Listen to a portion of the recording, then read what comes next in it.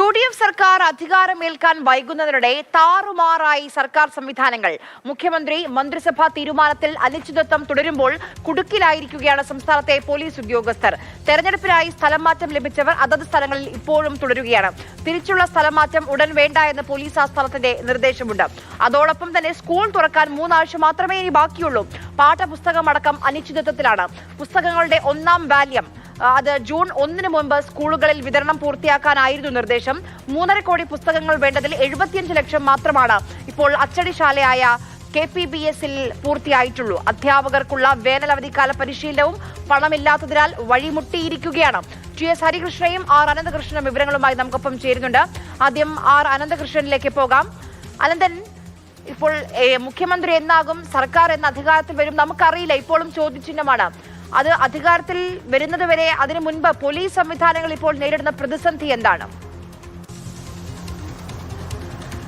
ആര്യ, സംസ്ഥാനത്ത് തെരഞ്ഞെടുപ്പ് പ്രഖ്യാപിച്ചു കഴിയുമ്പോൾ പോലീസുകാരെ ജില്ല മാറ്റി പോസ്റ്റ് ചെയ്യണം എന്നുള്ളതാണ് നിയമം. അതിന്റെ അടിസ്ഥാനത്തിൽ തെരഞ്ഞെടുപ്പ് വിജ്ഞാപനം വന്നപ്പോൾ തന്നെ SI മുതൽ DYSPമാർ വരെയുള്ള റാങ്കിലുള്ള പോലീസ് ഉദ്യോഗസ്ഥരെ ജില്ലകൾ മാറ്റി ട്രാൻസ്ഫർ ചെയ്തിരുന്നു. അവരെല്ലാം ഇപ്പോൾ ആ ട്രാൻസ്ഫർ ചെയ്യപ്പെട്ട ജില്ലകളിലാണ് ജോലി ചെയ്യുന്നത്. തെരഞ്ഞെടുപ്പ് വിജ്ഞാപനം പൂർത്തിയായി കഴിയുമ്പോൾ, ആ തെരഞ്ഞെടുപ്പ് വിജ്ഞാപനം പിൻവലിച്ചു കഴിയുമ്പോൾ ആ ഉദ്യോഗസ്ഥരെ തിരിച്ച് അവർ നേരത്തെ ജോലി ചെയ്തിരുന്ന ജില്ലകളിലേക്ക് തിരിച്ച് ട്രാൻസ്ഫർ ചെയ്യും. അതാണ് സാധാരണ രീതി.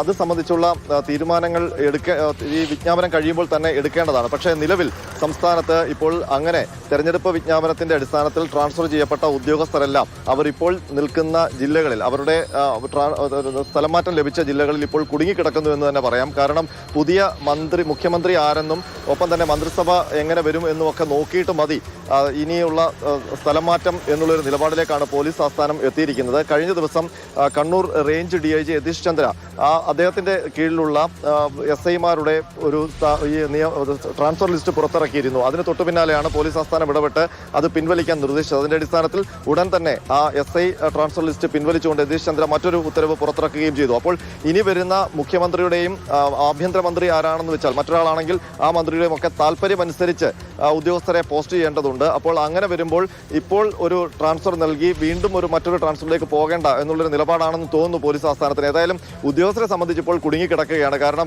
സാധാരണഗതിയിൽ ഇലക്ഷൻ ട്രാൻസ്ഫർ ലഭിച്ച് അവരുടെ സ്വന്തം ജില്ലയിലേക്ക് തിരിച്ച് വരുന്നത് വേഗത്തിൽ തന്നെ പൂർത്തീകരിക്കാറുണ്ട്. കാരണം സാധാരണഗതിയിൽ ഇപ്പോൾ ഈ ഇലക്ഷന്റെ സമയം കഴിഞ്ഞാൽ ഉടൻ തന്നെ ഈ സ്കൂൾ തുറപ്പൊക്കെയാണല്ലോ. അപ്പോൾ അതുമായി ബന്ധപ്പെട്ട അവരുടെ കുടുംബജീവിതത്തെ ബാധിക്കും. കാരണം കുട്ടികൾക്ക് ഏത് സ്കൂളിൽ പോകണം, അപ്പോൾ അവരുടെ ട്രാൻസ്ഫർ അനുസരിച്ചാണ് അതൊക്കെ ക്രമീകരിക്കുന്നത്. മാത്രമല്ല പോലീസ് ഉദ്യോഗസ്ഥരുടെ ഏറ്റവും അടിയന്തരമായ സാഹചര്യം ഇപ്പോൾ ഇനി വരുന്ന മാസങ്ങളിൽ അത്യാവശ്യമാണ്. സംസ്ഥാനത്ത് ഇവിടെ സ്കൂൾ തുറക്കാൻ പോകുന്നു.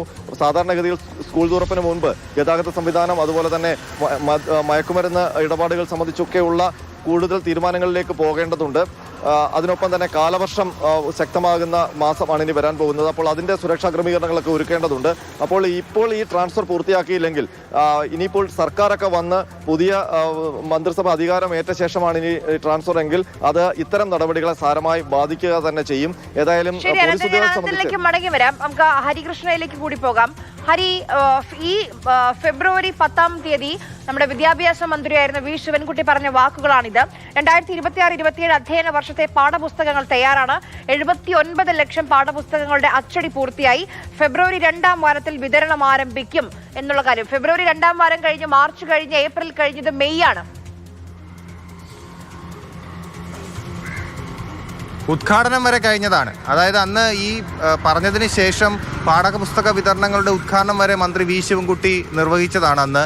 പക്ഷേ അതിനുശേഷം നമ്മളിപ്പോൾ അറിയുന്നത്, അന്വേഷിച്ചപ്പോൾ മനസ്സിലാവുന്നത്, വിദ്യാഭ്യാസ വകുപ്പ് ഒരു വലിയ പ്രതിസന്ധി നേരിട്ടുകൊണ്ടിരിക്കുന്ന സമയമാണിത്. കാരണം പാഠപുസ്തകങ്ങളുടെ അച്ചടി മുഴുവൻ പൂർത്തിയാക്കാൻ ഇതുവരെ കഴിഞ്ഞിട്ടില്ല. സാധാരണ ജൂൺ 1 സ്കൂൾ തുറക്കുന്നതിന് മുമ്പേ തന്നെ പുസ്തകങ്ങൾ വിതരണം ചെയ്ത് കഴിയുമെന്നുള്ളൊരു പ്രതീക്ഷയാണ്. കഴിഞ്ഞ 2 പ്രാവശ്യം അത് നടന്നതാണ്, അങ്ങനെ നടക്കുമെന്ന് തെളിയിച്ചതുമാണ്. ഇത്തവണ അങ്ങനെ നടക്കുമെന്ന് പറയുകയും ചെയ്തതാണ്. പക്ഷേ ഇത്തവണ അങ്ങനെ നടക്കാനുള്ള ഒരു സാധ്യതയുമില്ല.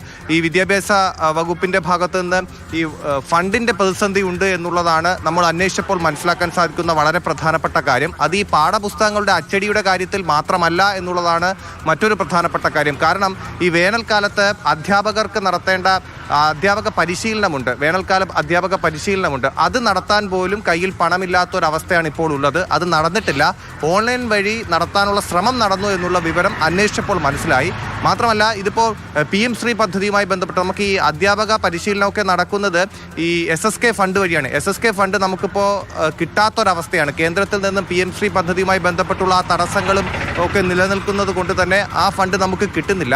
അതുകൊണ്ട് തന്നെ ഇതിലേക്ക് ആ ഫണ്ട് വകമാറ്റി ചെലവഴിക്കാനുള്ള ഫണ്ട് വിദ്യാഭ്യാസ വകുപ്പിൻ്റെ കയ്യിൽ ഇപ്പോൾ ഇല്ലതാനും. അപ്പോൾ അതുകൊണ്ട് തന്നെ ആ പ്രതിസന്ധി ഇപ്പോൾ നേരിടുന്നു. മറ്റൊരു പ്രധാനപ്പെട്ട കാര്യം ഈ അധ്യാപകരുടെ സ്ഥലമാറ്റവുമായി ബന്ധപ്പെട്ട കാര്യമാണ്.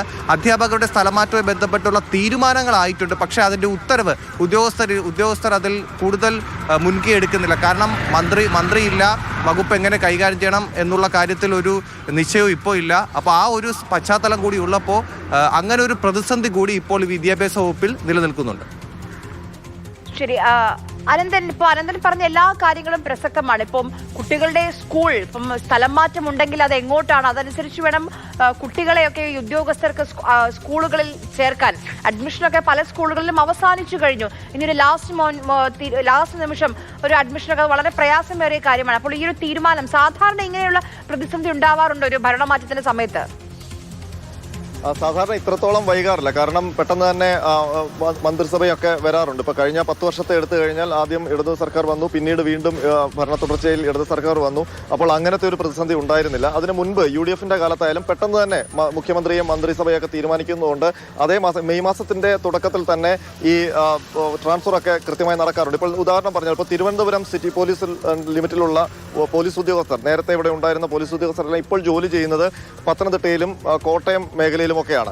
അവിടെയുള്ള ഉദ്യോഗസ്ഥരാണ് ഇവിടെ ജോലി ചെയ്യുന്നത്. അപ്പോൾ ഇവരെ ഈ ഇലക്ഷൻ വിജ്ഞാപനം പൂർത്തിയായി കഴിഞ്ഞാൽ, അത് പിൻവലിച്ചു കഴിഞ്ഞാൽ ഉടൻ തന്നെ അവരുടെ ഹോം ജില്ലകളിലേക്കോ ഹോം സബ് ഡിവിഷനിലേക്കും ട്രാൻസ്ഫർ ചെയ്യേണ്ടതുണ്ട്. അങ്ങനെ വന്നാൽ മാത്രമേ അവർക്ക് അവിടെ അതിനനുസരിച്ച് ഇനി തുടർന്ന് അവിടെയാണല്ലോ ഒരുപക്ഷെ അവരെ നേരത്തെ ഉണ്ടായിരുന്ന സ്റ്റേഷനിൽ തന്നെ കിട്ടിയില്ലെങ്കിലും അതേ ജില്ലയിലോ അതേ സബ് ഡിവിഷനിലോ ഒക്കെയുള്ള മറ്റ് സ്റ്റേഷനിലാണ് ലഭിക്കുന്നത്. അപ്പോൾ അത് വലിയ ബുദ്ധിമുട്ടുണ്ടാക്കില്ല. ഇതിൽ ഏറ്റവും പ്രധാനപ്പെട്ട കാര്യം ഈ വരാൻ പോകുന്ന മാസങ്ങളാണ്, ജൂൺ ജൂലൈ മാസങ്ങൾ. അവിടെ സ്കൂൾ തുറക്കുമായി ബന്ധപ്പെട്ട ഒരുപാട് കാര്യങ്ങൾ പോലീസ് സംവിധാനത്തിൽ ചെയ്യാനുണ്ട്. അതിനൊപ്പം തന്നെ മൺസൂൺ കാലം, അപ്പോൾ ഈ മഴക്കെടുതി നമ്മുടെ പതിവാണ് സംസ്ഥാനത്ത്. അപ്പോൾ അതിനനുസരിച്ച് പോലീസ് സേനയിൽ തന്നെ ഒരുപാട് സംവിധാനങ്ങൾ, മുന്നൊരുക്കങ്ങൾ, ക്യാമ്പുകൾ തുറക്കണം. അപ്പോൾ ഒരുപാട് കാര്യങ്ങൾ ചെയ്യാനുണ്ട്. അപ്പോൾ ഈ അതാത് ജില്ലകളിലേക്ക് ഉദ്യോഗസ്ഥരെ കൃത്യസമയത്ത് സ്ഥലം മാറ്റിയാൽ മാത്രമേ അവിടുത്തെ പോലീസ് ജില്ലാ പോലീസ് മേധാവിമാർക്കും സിറ്റി പോലീസ് കമ്മീഷണർമാർക്കും ഒക്കെ അതിന്റെ ക്രമീകരണങ്ങളിലേക്ക് നടക്കാൻ കഴിയൂ. അപ്പോൾ ഇപ്പോൾ സംഭവിക്കാൻ പോകുന്നത് ഇതുവരെ മന്ത്രിസഭയോ മന്ത്രിമാരോ ഒന്നും ആയിട്ടില്ല, മുഖ്യമന്ത്രിയുമായിട്ടില്ല. അപ്പോൾ അത് വന്നിട്ട് മതി ട്രാൻസ്ഫർ എന്ന് തീരുമാനിക്കുമ്പോൾ ഇനി ആ മന്ത്രിസഭ വന്ന് സത്യപ്രതിജ്ഞ ചെയ്ത് ഈ അടുത്ത സ്ഥലമാറ്റം അവരൊക്കെ ആർക്കൊക്കെയാണ് താല്പര്യം എന്നൊക്കെ നോക്കി സ്ഥലമാറ്റം നടത്തുമ്പോഴേക്കും സ്കൂൾ തുറപ്പ് കഴിയും, മൺസൂൺ ഇങ്ങെത്തും. അപ്പോൾ അതിനിടയിൽ ഒരു ഹറിബറിയായിട്ട് സ്ഥലമാറ്റം കൂടെ വന്നു കഴിഞ്ഞാൽ മുഴുവൻ സംവിധാനങ്ങളും അവതാളത്തിലാകും എന്നുള്ളതാണ് പോലീസ് ഉദ്യോഗസ്ഥർ സൂചിപ്പിക്കുന്നത്. അപ്പോൾ അവരെല്ലാം വലിയ ആശങ്കയിലാണ്. ഇനി തിരിച്ച് ട്രാൻസ്ഫർ കിട്ടുമ്പോൾ എവിടേക്കാണ്, അതിനനുസരിച്ച് അവരുടെ ജീവിതത്തിൽ മാറ്റം വരുത്തേണ്ടത്. കാരണം കുട്ടികൾക്ക് സ്കൂള്, അതുപോലെ തന്നെ അവരുടെ വാടക വീടുകൾ വേണമെങ്കിൽ അത് സംഘടിപ്പിക്കണം. അങ്ങനെ ഒരുപാട് വ്യക്തിപരമായ പ്രശ്നങ്ങളും അവശേഷിക്കുന്നുണ്ട്. അപ്പോൾ ഈ മന്ത്രിസഭാ തീരുമാനം, മുഖ്യമന്ത്രി തീരുമാനം വൈകുമ്പോൾ സംസ്ഥാനത്തെ എല്ലാ സംവിധാനങ്ങളെയും അത് ബാധിക്കുകയാണ്. കാരണം ഏറ്റവും ക്രൂഷ്യലായ ഒരു മാസത്തിലൂടെയാണ് സംസ്ഥാനം കടന്നു പോകുന്നത്. ഏറ്റവും പ്രധാനപ്പെട്ട തീരുമാനങ്ങൾ അത് കഴിഞ്ഞപ്പോൾ തുടർച്ചയായി ഇനി ഓരോരോ കാര്യങ്ങൾ വരികയാണ്. ഓണം വരുന്നു, അങ്ങനെ ഓരോ കാര്യങ്ങൾ വരുന്നുണ്ട്. അപ്പോൾ തുടർച്ചയായ പ്രധാനപ്പെട്ട സുരക്ഷാ ക്രമീകരണങ്ങൾ അടക്കമുള്ള തീരുമാനങ്ങൾ എടുക്കേണ്ട മാസത്തിൽ ഇങ്ങനെ സംവിധാനങ്ങൾ ഇപ്പോൾ മന്ത്രിസഭ വന്നിട്ട് മതി ഈ സംവിധാനങ്ങൾ ഒരുക്കുന്നത് എന്നൊക്കെയുള്ള തീരുമാനത്തിലേക്ക് ഉദ്യോഗസ്ഥ തലത്തിൽ കാര്യങ്ങൾ പോകുമ്പോൾ, ഉദ്യോഗസ്ഥർ അതിനനുസരിച്ച് അലംഭാവം കാട്ടുമ്പോൾ അത് മൊത്തം ജനജീവിതത്തെ ബാധിക്കാൻ പോവുകയാണ്. ആര്യ.